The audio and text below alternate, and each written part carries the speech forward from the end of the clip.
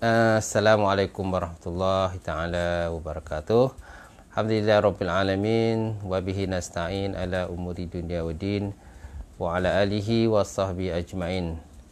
Qala Allah Subhanahu wa ta'ala fi kitabil azim ba'da auzubillahi minasyaitonir rajim wal 'asr innal insana lafi khusr illa allazina amanu wa 'amilus solihati wa tawasaw bil haqqi wa tawasaw bis sabr. Sadaqallahul azim. Maksudnya demi masa sesungguhnya manusia itu semuanya berada di dalam kerugian kecuali orang-orang yang beriman dan mengerjakan amalan soleh serta pesan-pesan dengan kebenaran dan pesan dengan kesabaran. Alhamdulillah. Apa khabar tuan-tuan? Selamat pagi. Alhamdulillah. Diharapkan saudara tuan-tuan telah pun selesai mengerjakan solat subuh. Alhamdulillah. Kita bersyukur Allah Ta'ala kerana Allah Subhanahu Wa Ta'ala masih lagi memberikan kesempatan kepada kita untuk kita meneruskan kehidupan kita pada hari ini, insyaAllah.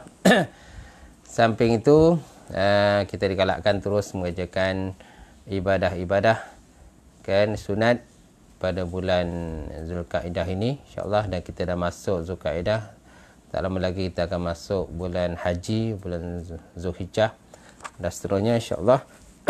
Dan Allah Subhanahu Wa Ta'ala murahkan rezeki kita, insyaAllah, dipanjangkan umur kita dan ditetapkan kita dalam keadaan sentiasa istiqamah beriman kepada Allah Subhanahu Wa Ta'ala, insyaAllah. Jadi pada subuh pagi ini kita akan melihat satu tajuknya larangan daripada mengerjakan kezaliman. Allah Subhanahu Wa Ta'ala menyebut dalam Quran, A'udzubillahi minasyaitonirrajim wa la tahsabanallahu ghafilan amma ya'maluz zalimun innama yu'akhiruhum liyaumin tashkhasu fihi al-absar. Sadaqallahul azim. Surah Ibrahim, surah Ibrahim ayat 42, yang maksudnya, dan janganlah kamu menyangka Allah Subhanahu Wa Ta'ala itu lalai terhadap apa-apa yang dikerjakan oleh orang-orang yang zalim di kalangan kamu. Innama yu'akhiruhum liyaumin tashkhasu fihi al-absar. Sesungguhnya ia hanya melambatkan balasan mereka hingga suatu hari yang padanya terbeliak pemandangan mereka melihat akan azab Allah Subhanahu Wa Ta'ala. Jadi ini merupakan ayat peringatan daripada Allah Subhanahu Wa Ta'ala supaya kita jangan sama sekali melakukan kezaliman, sama ada kezaliman terhadap orang lain ataupun kezaliman terhadap diri sendiri, ataupun kezaliman terhadap binatang, makhluk-makhluk yang selain daripada manusia. Oleh itu kita digalakkan sentiasa dalam keadaan berbelas ihsan di antara satu sama lain, kerana kita hidup di dunia ini bukan hanya kita saja yang hidup di sini, malahan ada juga makhluk-makhluk lain yang telah diciptakan dijadikan Allah Subhanahu Wa Ta'ala. Baik. Kemudian dalam satu hadis Rasulullah SAW juga ada menunjukkan bahawa unsur akhaka zaliman aw mazluman. Bantulah akan saudara kamu sama ada dia melakukan kezaliman ataupun kena zalim. Unsur akhaka zaliman aw mazluman. Bantulah saudara kamu sama ada dia buat zalim ataupun dia kena zalim. Jadi para sahabat radhiyallahu ta'ala anhu bertanya kepada baginda Rasulullah sallallahu alaihi wasallam, ya Rasulullah, memanglah tabiat kita ni kita kena belas ihsan ataupun membantu orang-orang yang kena zalim. Sebagaimana pula kalau seandainya kita nak membantu orang yang melakukan zaliman? Maka Rasulullah SAW menjawab, yang maksudnya bahawa cegahlah diri mereka daripada melakukan kezaliman. Itu adalah salah satu cara kita membantu orang yang zalim. Jadi pada hadis Rasulullah SAW itu memberitahu kepada kita bahawa dalam konteks kehidupan kita dalam dunia ini, kita kena membantu orang yang kena zalim. Kalau seandainya kita nampak jelaslah kezaliman dilakukan terhadap mereka, sama ada dalam bentuk sokongan moral ataupun kita memohon doa kepada Allah Subhanahu Wa Ta'ala, ataupun kita memberikan perlindungan kepada orang-orang yang kena zalim. Malahan dalam satu sudut pula bahawa kita digalakkan supaya membantu orang yang menzalimi. Macam mana cara membantu orang menzalimi? itulah dengan cara mencegah dia daripada melakukan sesuatu kezaliman terhadap orang lain ataupun terhadap makhluk-makhluk lain yang diciptakan Allah Subhanahu wa taala. Baik. Kemudian dalam satu hadis Rasulullah sallallahu alaihi wa ala alihi wasallam yang diterima daripada Anas, az-zulmu salasah, az-zulmu la yaghfirullah wa zulmun yaghfiruhu wa zulmun la yutrakuh. Amma az-zulmu allazi la yaghfiruhu al-syirku billah. Qala Allah Subhanahu wa ta'ala fa inna syirka la zulmun azim. Wa amma az-zulmu allazi yaghfiruhu fa zulmul ibad anfusahum bima bainahum wa baina rabbahum.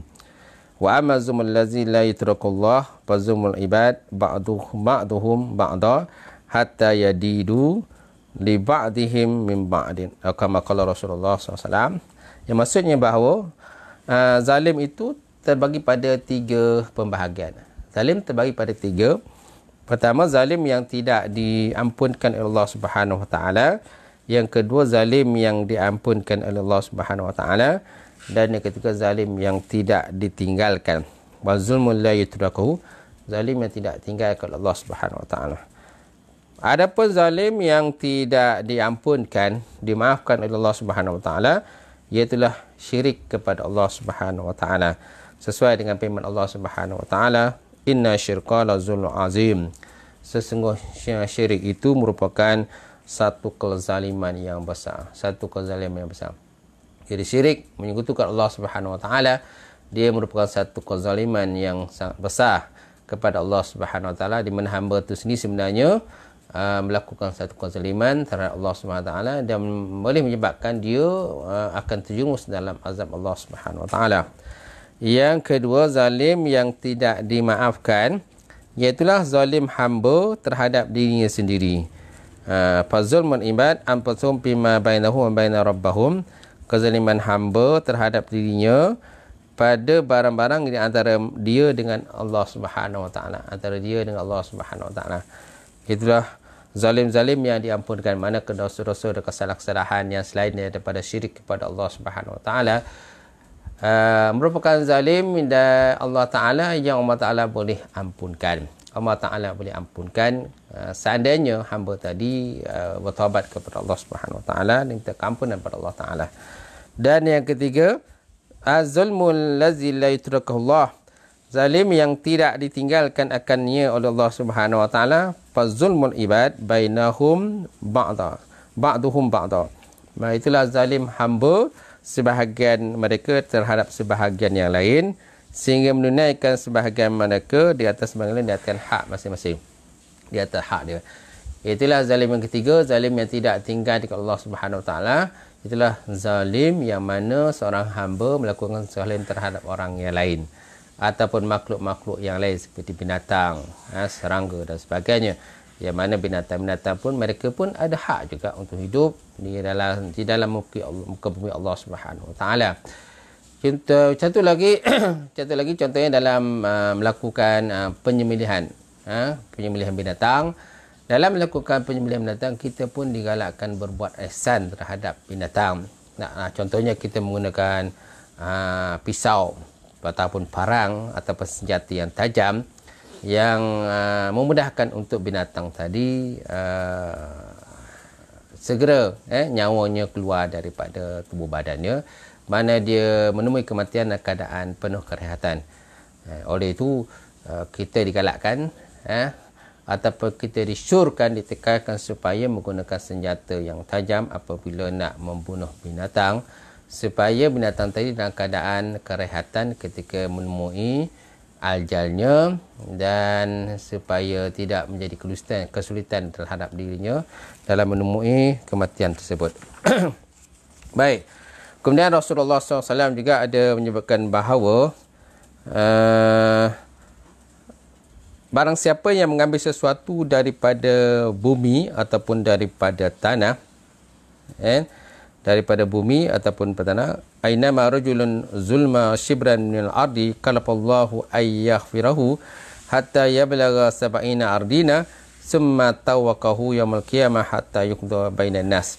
Mana-mana laki-laki yang menzalimi walaupun kadar sejengkal daripada bumi, nasib Allah Subhanahu Wa Taala akan memasukkan dia ke dalam tanah sehingga sampai kepada tujuh lapisan bumi, sehingga nanti apabila dibangkitkan di hadapan Allah Subhanahu Wa Taala, maka dia akan diminta untuk menunaikan akan hajat ataupun orang-orang yang memiliki tanah tersebut, walaupun kadar sejengkal saja daripada bumi yang kita ambil. Tanah kita ambil tanpa hak, kita ambil tanah orang, kan, bukan hak kita. Kita ambil, kita rampas hak orang lain, walaupun hanya sekadar satu jengkal daripada bumi itu, maka Allah Subhanahu Wa Taala besok akan membangkitkan kita pada hari kiamat dalam keadaan kita terpaksa menunaikan hak orang tersebut. Ada juga orang yang menyatakan bahawa bumi itu akan dikalungkan kepada lahirnya. Dan Allah Subhanahu Wa Taala kalafallahu ayyaghfirahu hatta yablagha sab'ina ardina. Allah SWT memperhati atas dirinya sehingga dia diseksa, kan, sehingga sampai kepada 7 lapisan tanah. Lapisan tanah yang terdapat dalam Allah Subhanahu Wa Taala. Kemudian Rasulullah SAW juga ada menyebutkan satu hadis yang lain, ittaqu da'watul mazlum, ittaqu da'watul mazlum fa innama yas'alullahu haqqahu wa inna Allah Ta'ala la yamna'u za haqqihi. Takutlah oleh kamu akan doa-doa orang-orang yang kena zalim, maka hanya saja dia memohon, dia meminta kepada Allah SWT akan hak dia, dan sungguh Allah Ta'ala tidak akan menegah daripada orang yang punya hak untuk mendapatkan haknya.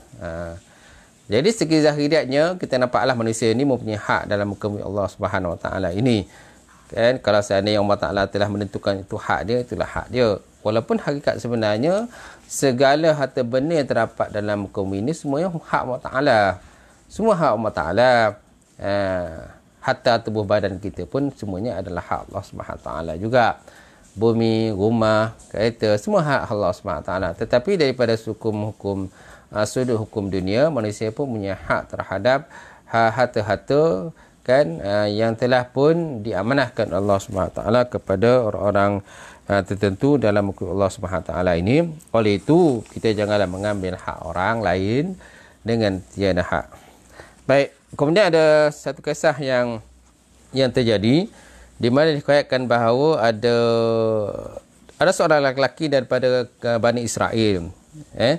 Ada seorang lelaki daripada Bani Israel, dia lalu kepada seorang di tepi pantai. Kan? Dikatakan daripada Am bin Dinar, katanya dulu ada seorang lelaki daripada Bani Israel. Pada suatu hari dia berjalan di tepi pantai dan dia melihat seorang lelaki sedang berseru dengan suara yang tinggi. Dia kata apa? Sesiapa yang melihat aku, maka janganlah dia menzalimi seseorang. Sesiapa yang melihat aku, maka janganlah kamu melakukan zalim terhadap orang yang lain.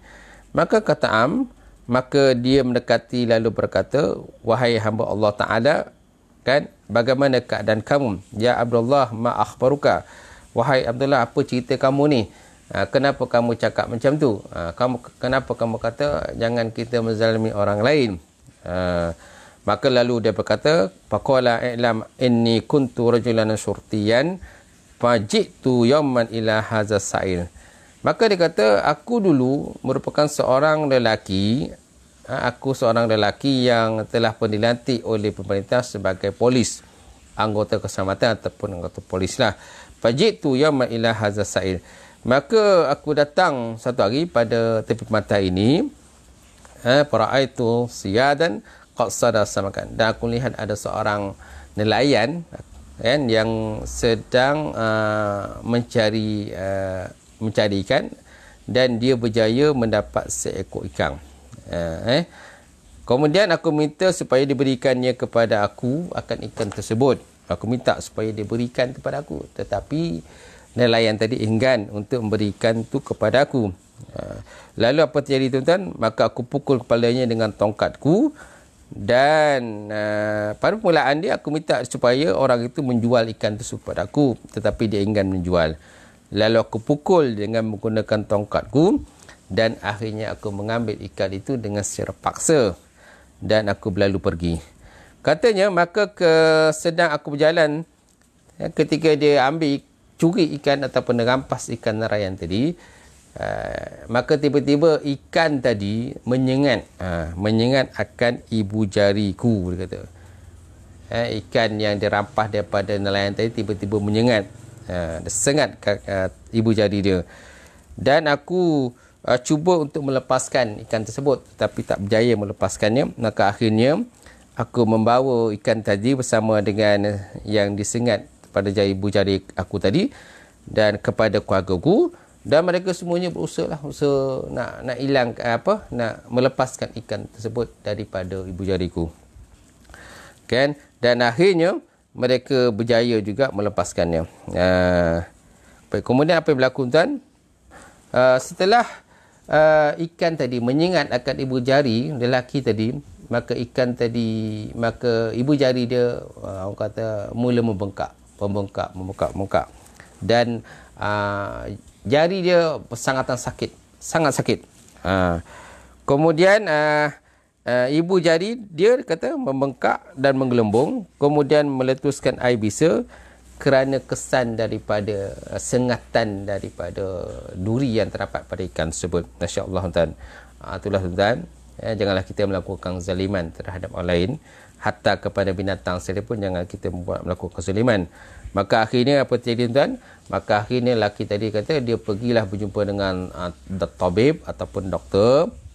Tatkala doktor melihat akan ibu jari lelaki tersebut, maka dia kata ini tak boleh jadi ni. Jika engkau tak potong ibu jarimu, maka engkau akan binasa. Kalau kau tak potong ibu jari kau akan binasa ataupun kau akan mati. Dan dia punya, orang kata, bisa-bisa itu akan menyerap kepada seluruh tubuh kau. Maka dicarankan supaya ibu jari lelaki itu supaya dipotong oleh doktor. Maka akhirnya ibu jarinya terpaksa dipotong.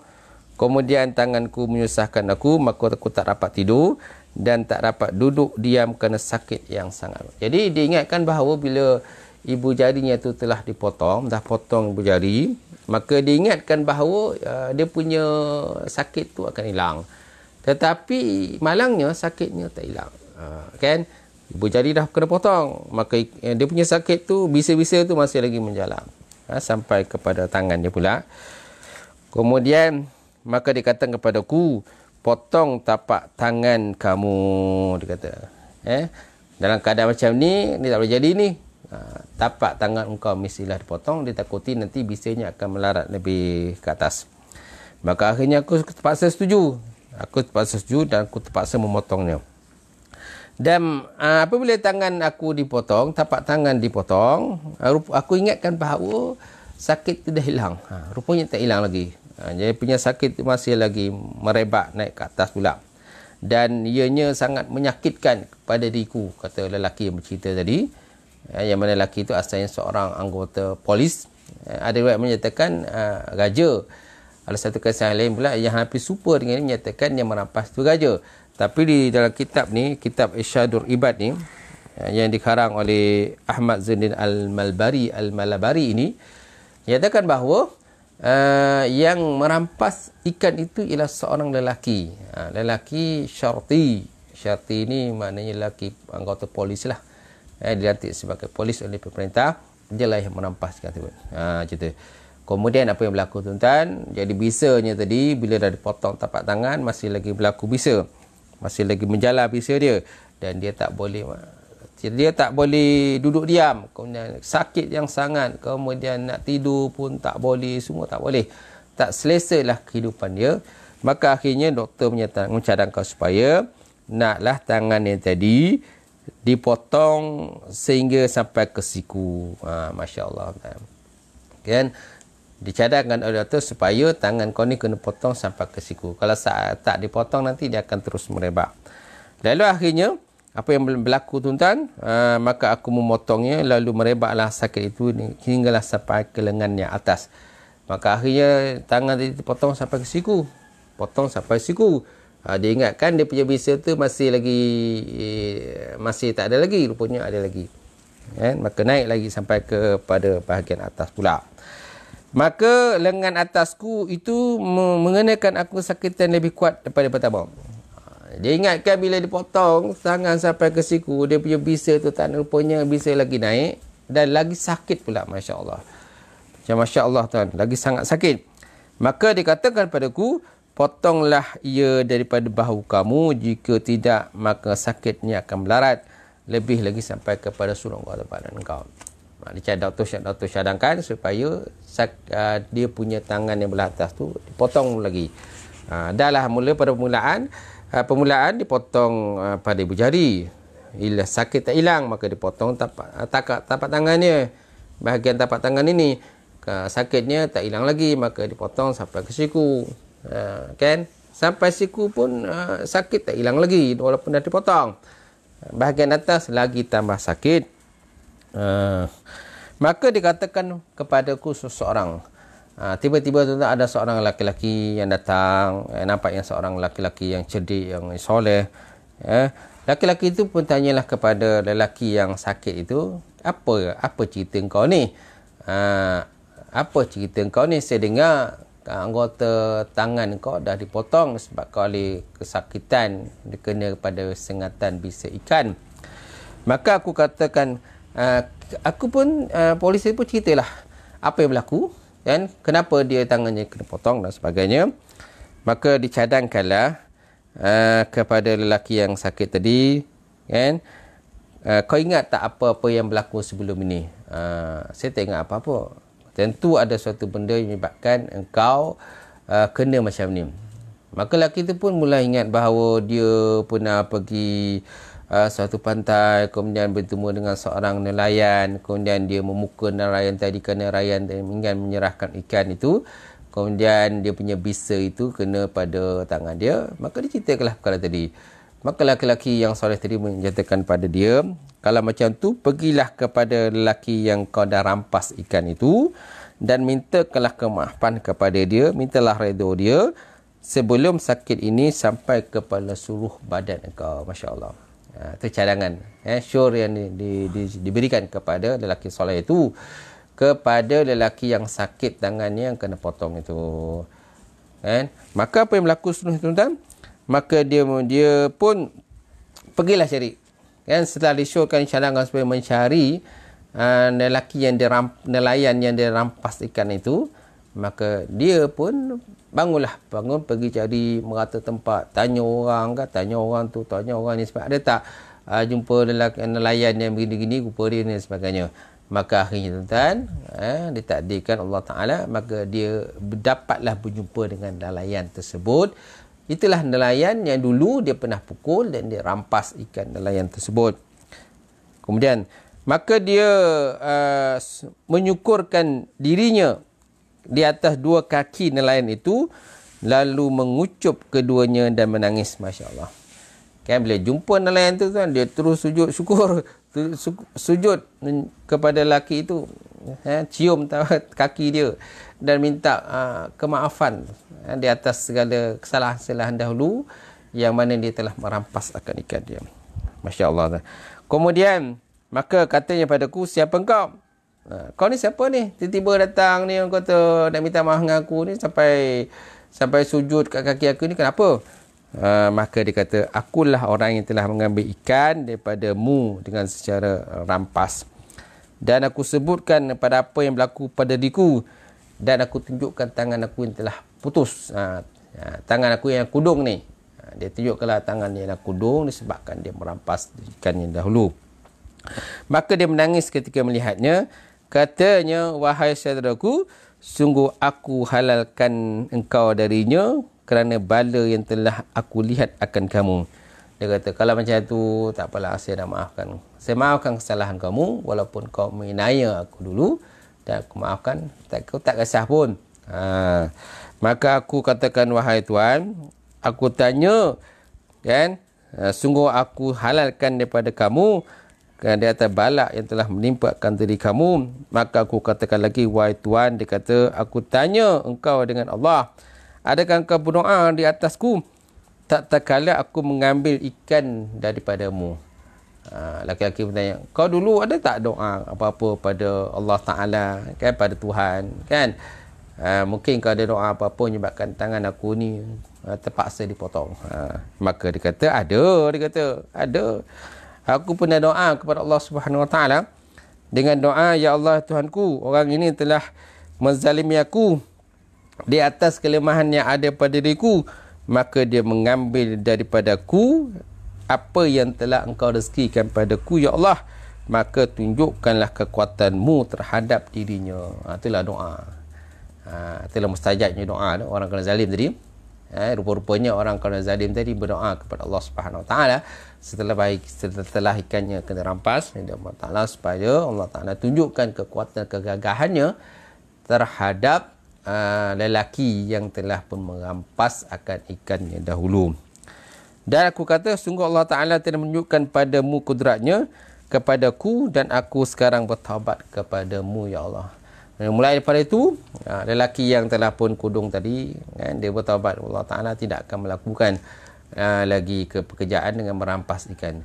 Ada pula satu riwayat lain menyatakan bahawa Allah Subhanahu Wa Ta'ala telah menggembalikan semula akan tangan lelaki tersebut setelah lelaki nelayan yang dizalimi tadi berdoa kepada Allah Subhanahu Wa Ta'ala, meminta supaya tangan orang itu dikembalikan semula oleh Allah Subhanahu Wa Ta'ala. Tetapi dalam kitab ini tidak nyatakan.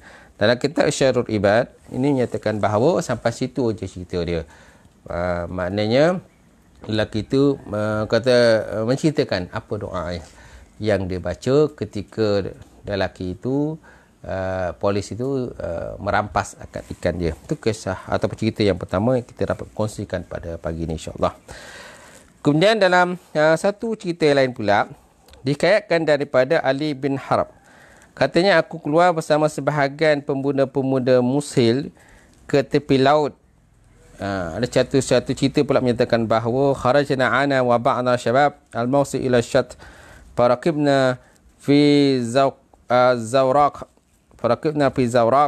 falamma ba'uda min bilad wa tawassalna al-bahra iza as-samak kabirah tafarat minasyati ila wasatir zawraq. Maksudnya ada kita daripada Ali bin Harbi. Dia kata, satu hari aku keluar bersama dengan sebahagian daripada kawan aku, kan, kepada tepi pantai. Kemudian kami berjumpa dengan satu perahu dan kami naik akan perahu tersebut. Maka bila kami jauh daripada pantai dan sampai ke tengah laut, tiba-tiba ada seekor ikan. Izan as-samakun kabir, samak kabir. Tiba-tiba ada seekor ikan yang besar melompat masuk dalam perahu kami, dia kata.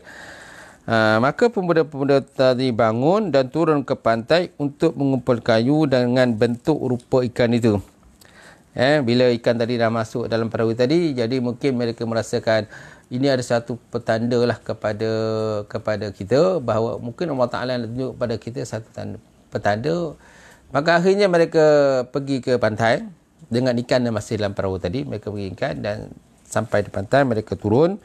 Bila sampai di pantai turun, kemudian mereka wabainahuma nahnu namshi ala janimi syatti wa iza bil qurbi minna haribah.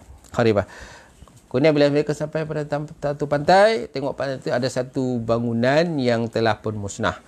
Ada kata kesan-kesan bangunan lah yang telah musnah. Lalu mereka pergilah melihat kepada kesan bangunan yang telah musnah tadi. Fazahabna ilaiha nazruhu asaraha faizan piha syabun maktufun wa akhara mazbubun ila janbihi wa bagal waqif ala kumashin. Tiba-tiba mereka melihat ada seorang lelaki yang dalam keadaan terikat.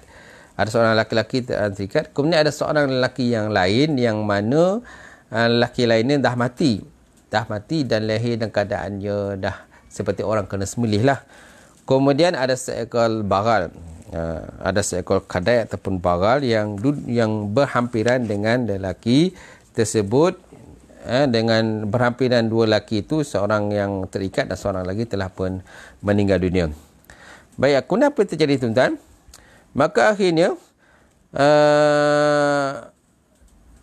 sahabat tadi, laki-laki bernama Ali bin Harbi tadi, mereka pun tanyalah, bersama sahabat tanyalah dengan laki-laki yang terikat tadi, apa cerita ni? Kenapa kau ni terikat? Kemudian kenapa orang ni mati kena sembelih? Kemudian kenapa ada seekor bara di sini?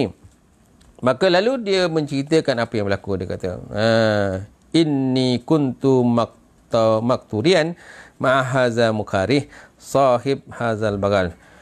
Dia kata, aku ni dulu, kan dalam beberapa hari yang lepas, aku ni ada menyewa seekor bagal. Seekor bagal ni binatang boleh digunakan untuk, orang kata, mengangkat barang-barangan. Aku menyewa daripada penyewa ini, kan, seekor bagal. Penyewa tu mana? Penyewa yang telah pun mati tadi lah. Penyewa tu dah mati, dah kena sembelih. Aku menyewa daripada seorang penyewa, iaitulah tuan bagal ini. Maka dia memesongkan jalanku daripada tempat ini dan mengikat aku seperti mana kau lihat. Aku ada menyewa bagal daripada tuan binatang bagal ini. Tuan tu dah kena sembelih dah. Dalam keadaan mati dah kena sembelih. Dan dia telah melencongkan aku ke tempat ini. Sebenarnya tujuan aku nak pergi tempat lain. Tapi lelaki ini, orang tuan kepada bagal ini, telah pun melencongkan aku daripada jalan aku yang sebenarnya. Dia arahkan aku ke sini, dia kata. Kemudian dia kata, aku tidak dapat tidak daripada aku nak bunuh kau. Dia kata. Kemudian bila sampai pada tempat yang itu, kemudian dia kata, lelaki bagal itu, lelaki yang tuan punya bagal ataupun kedai tadi, dia kata, aku nak bunuh kau sekarang. Tiba-tiba dia kata, aku nak bunuh kau, dan aku nak rampas harta kau, dia kata. Maka aku merayu dengan nama Allah Subhanahu Wa Taala, janganlah kau zalimkan diriku, kan? Janganlah kau ambil akal keuntungan daripada dosaku, dan janganlah engkau hilangkan nyawaku, bahkan engkau ambillah kain-kain aku, dan aku halal kepadaku. Mana-mana harta aku tu kau ambil lah. Tapi jangan dengan syarat kau jangan bunuh aku lah. Kata lelaki yang terikat tadi kepada tuan bagal begitulah. Baik, kenapa yang berlaku tuan-tuan? Aku berjanji kepadanya dengan nama Allah Subhanahu Wa Taala, khalaftu lahu billahi ta'ala inni la u'lima biha ahadan. Dan aku janji Allah Ta'ala, aku takkan ceritakan perkara ini kepada sesiapa pun, aku tak ceritakan. Kenapa yang berlaku tuan-tuan? Kemudian sentiasalah aku merayu dengan nama Allah Subhanahu Wa Taala agar dia tidak membunuh diri aku. Tetapi lelaki tu nak juga bunuh aku. Dia kata, lelaki tu nak juga bunuh aku. Tapi aku merayu pada dia supaya jangan kau bunuh aku. Kemudian dia menghulurkan tangannya pada pisau yang ada di pinggangnya. Dia cuba menariknya, tetapi pisau itu susah keluar daripada sarung pisau. Dalam keadaan dia getak diri aku tu, dia nak bunuh aku. Saya pun tak tahu kenapa dia nak bunuh aku. Apa salah aku. Tapi lelaki itu tak menyebutkan kesalahan dia. Tetapi lelaki itu tetap nak membunuh akan dirinya.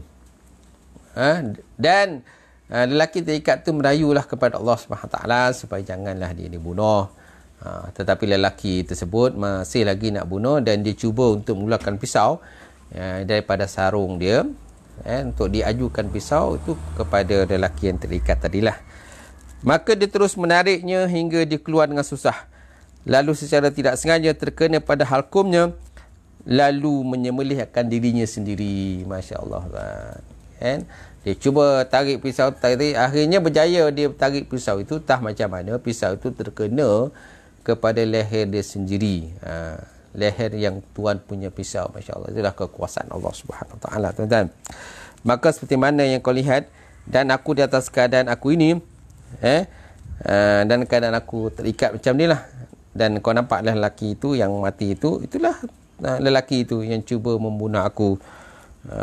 Maka kami ungkaikan ikatannya dan kami akan berikan bagal itu dan kain itu kepada dia, dan akhirnya dia berlalu pergi. Kembalilah kami kepada perahu.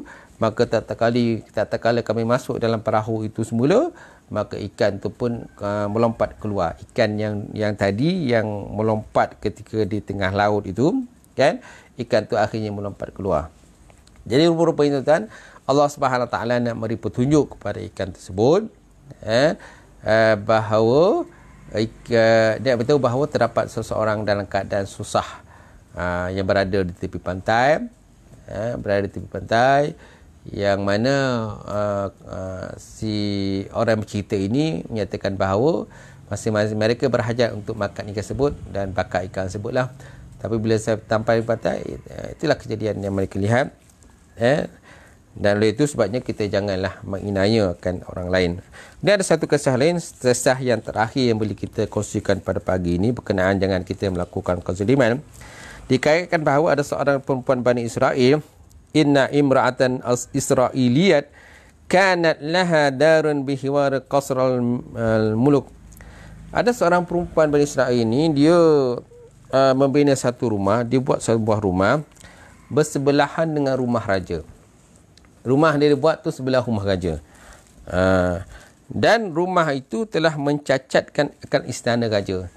Rumah yang dibina oleh perempuan tadi mungkin rumah dia buruk lah, tak lawa. Jadi sebelah tu istana raja. Jadi raja ni kata macam tak puas hatilah dengan keadaan rumah lah perempuan itu. Sepatutnya dia sebagai raja bantulah perempuan tersebut membina bangun rumah yang cantik. Tetapi raja di hati terhadap marah pada perempuan tadi dan minta supaya perempuan itu menjual rumah itu kepada dia.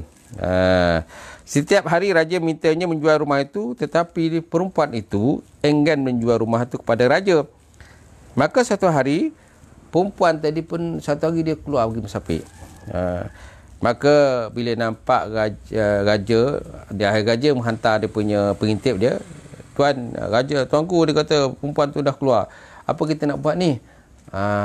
Kalau macam tu kita pergi pada rumah dia, kita runtuhkan rumah dia. Supaya nanti bila dia balik semula ke rumahnya, dia akan tengok rumah dia tak ada rah. Kemudian tatkala perempuan itu, maka satu hari dia keluar, maka raja menyuruh supaya rumah perempuan itu diruntuhkan. Maka kata tentera-tentera pun datang untuk meruntuhkan rumah perempuan tadi. Kemudian tatkala perempuan tu balik daripada musafir, tuan-tuan, apa yang berlaku? Dia pun tanya, mana pergi rumah aku ni? Siapa yang runtuh rumah aku ni? Maka dikatakan kepada perempuan itu, yang meruntuhkan rumah kau itu ialah tentera-tentera yang telah pun dialahkan oleh raja untuk meruntuhkan rumah awak. Maka apa yang berlaku, tuan-tuan? Maka dia lalu berdoa kepada Allah SWT. Dia angkat tangan, doa kepada Allah Ta'ala. Apa doa dia, tuan? Ya Allah Tuhanku, ya Allah Tuhanku, ilahi sayyidi, ghibtu ana wa anta hadir li dha'ifil mu'in. Ya Allah Tuhanku, aku Tuhan gaib, Tuhanku, aku gaib sedangkan engkau hadir. Engkau pembantu kepada orang yang lemah, penolong kepada orang-orang yang zalim. Ya Allah Tuhanku, ketika aku gaib, tetapi engkau tetap hadir dan kau melihat akan kejadian yang berlaku, aku berdoa kepada Allah Ta'ala, padamu ya Allah, supaya kau bantu aku ni yang lemah ni, kan, terhadap orang yang telah menzalimi akan diri aku. Maka dia duduk, maka keluarlah raja di dalam rombongannya. Kemudian perempuan tadi duduklah di depan akan bekasan rumah dia, bekasan rumah yang telah runtuh tadi. Maka terlepas tu, maka tiba-tiba keluarlah raja bersama dengan rombongan raja. Maka tatkala dia melihat, dia berkata kepadanya, apa yang kau tunggu lagi? Kenapa? Apa yang kau tunggu lagi? Kedua itu apa? Pergilah beramus. Sedangkan kau punya rumah dah tak ada dah runtuh. Apa kata wanita tersebut? Aku tunggu runtuhnya istana kau pula. Masya Allah. Aku duduk ni, kan? Aku duduk kat sini ni, kan? Kau jangan fikir aku tak buat apa. Aku telah berdoa kepada Tuhanku, ya Allah Ta'ala, supaya rumah istana kau diruntuhkan. Maka raja mempermain-mainkan kata-kata perempuan tersebut dan mentertawakan perempuan tersebut. Dia ketawa lah, raja tu, kan, mana mungkin kau akan dapat meruntuhkan raja, kata istana aku. Maka tatkala malam menjelang bumi menjelang malam, maka bumi tiba-tiba bergegar lalu menelan akan istana raja, menelan dia dan istananya. Kemudian didapati pada sebahagian pagar istana tertulis Bait Syair. Apa Bait Syair tertulis pada pagar istana raja yang telah pun runtuh, dengan raja-raja sekali telah ditelan oleh bumi, dengan istananya yang ditelan oleh bumi. Dia kata, adakah engkau perolokkan doa dan engkau hinakannya? Engkau tak tahu apa yang boleh dibuat oleh doa. anak panah malam tidak mungkir, akan tetapi dia punya tempohannya dan tempohannya pasti terhabis. Sungguh Allah Ta'ala telah menghendaki apa yang kau lihat, maka tidak kekal raja itu di sisi kamu. Tidak kekal sifat raja itu di sisi kamu. Okay? Itulah doa. Inilah bait-bait syair. Bait-bait syair yang tertulis pada pintu pagar istana raja yang telah pun ditelan oleh bumi tadi. Itu sebab tuan, kita janganlah sama sekali menzalimi orang-orang yang lemah, orang-orang yang kita rasa kita boleh makan dia, kita boleh inaya dia, kerana Allah SWT itu maha berkuasa di atas segala-galanya. Dia boleh mengenakan sesuatu balasan terhadap diri kita sama ada kita masih hidup dalam dunia lagi. Kalau Allah Ta'ala tak balas kita di dunia, maka akhirat besok Allah SWT akan balas segala kezaliman, kekejaman yang kita lakukan terhadap orang-orang yang lain. Mungkin disebabkan oleh kita ada kuasa, kita ada kelebihan dan sebagainya, maka kita boleh zalim orang lain. Tetapi kita kena tahu bahawa ada kuasa yang lebih hebat. Itulah kuasa Allah Subhanahu Wa Taala, yang mana Allah Taala boleh memalas bila-bila masa sahaja yang dikenaki oleh Allah Subhanahu Wa Taala. Itu sahajalah tuan-tuan, 3 kisah yang dapat kita berkongsi pada pagi ini berkenaan dengan larangan kita daripada melakukan kezaliman. Mudah-mudahan Allah SWT memberikan hidayah dan taufik pada kita untuk kita selalu sentiasa istiqamah dalam mengerjakan kebaikan, dan kita selalu membantu orang-orang yang memerlukan atau yang susah dan sebagainya. Janganlah kita mementingkan kehidupan di dunia sahaja. Allah Ta'ala juga menyebutkan dalam Al-Quran, ma indallahi ma indakum yanfazu wa ma indallahi bakin. Apa sahaja yang ada pada diri kamu boleh musnah, sedangkan apa yang ada pada Allah Ta'ala tetap kekal selamanya. Sekian saja tazkirah ataupun perbincangan kita pada pagi ini. Itu saja. Dan mana-mana yang lebih muta'ala, mana kurang itu kelemahan saya sendiri, insyaAllah. Dan insyaAllah kita bertemu lagi pada sesi yang akan datang, insyaAllah. Itu saja. Sekian. Assalamualaikum warahmatullahi taala wabarakatuh.